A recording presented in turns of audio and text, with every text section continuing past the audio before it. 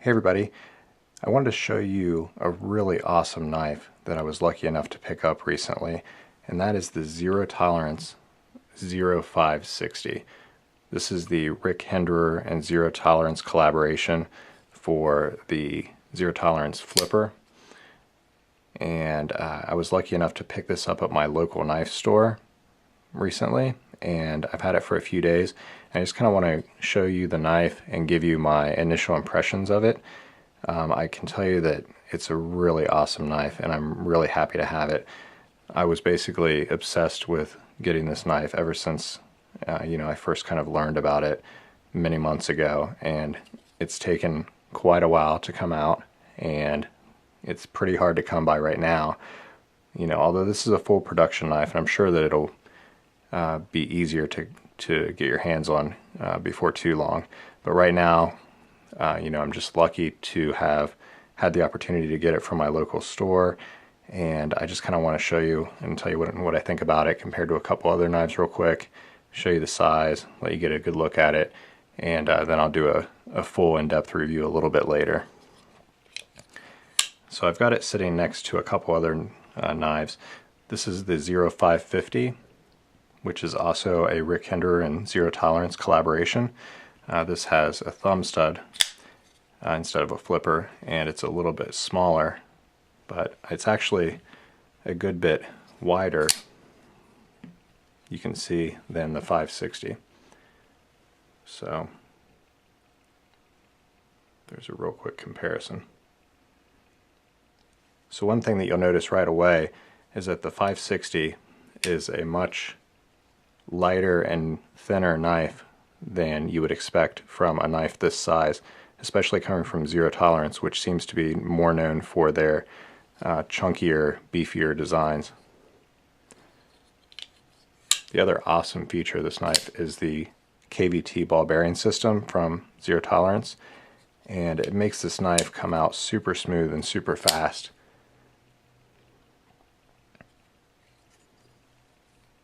I love the 3D texture, or the 3D milling that they've done on the titanium side and the G10 side.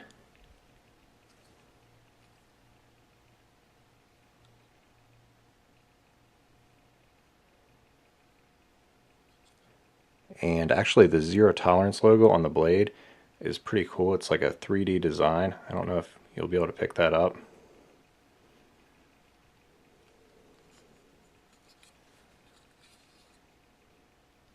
The knife does feature Elmax blade steel, similar to the Lion Spy, which also features Elmax, and the 551 from Zero Tolerance had Elmax. Deep carry pocket clip. One thing that I've noticed about the 560 is that it has fairly sharper edges than the 550.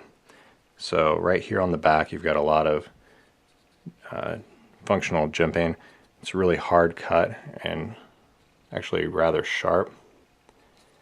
And the same thing on the lock bar, where you disengage the lock bar, and also along the back here. Compared to the 550, which has no jimping on the spine or the frame, it does have some on the blade spine itself, but it's much more rounded. And the lock bar is a lot, more rounded here as well. This is a little bit harder cut for some reason. Just something that I've noticed.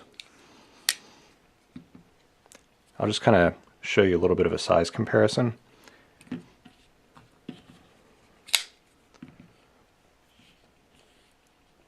Here's the 550 at the top and the 560 at the bottom.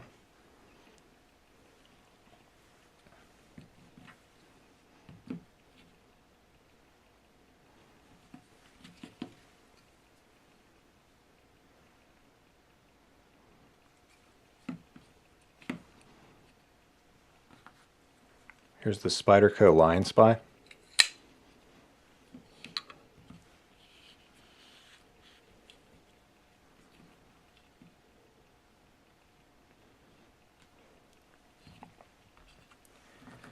And here's the Spyderco Manix 2 XL.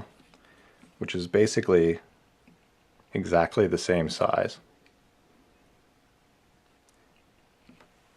Although the 560 does have considerably more cutting edge, so it goes all the way to the handle, whereas the Manix 2 has this 50-50 choil, which eats up some of the cutting edge.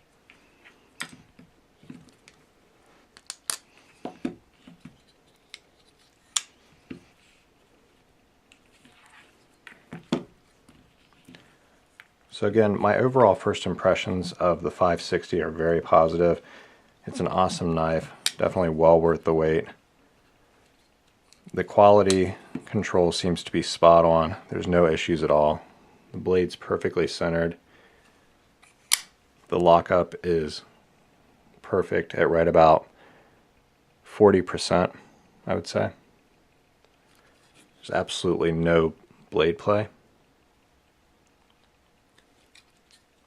And the action is just super smooth and fast.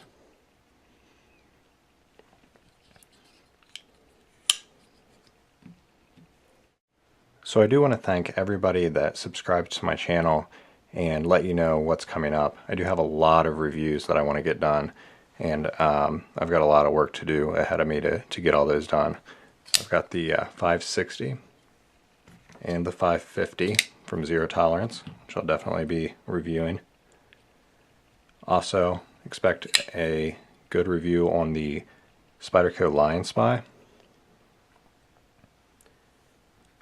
Also, I have this Benchmade Mini Onslaught limited edition, which I plan to do a review on.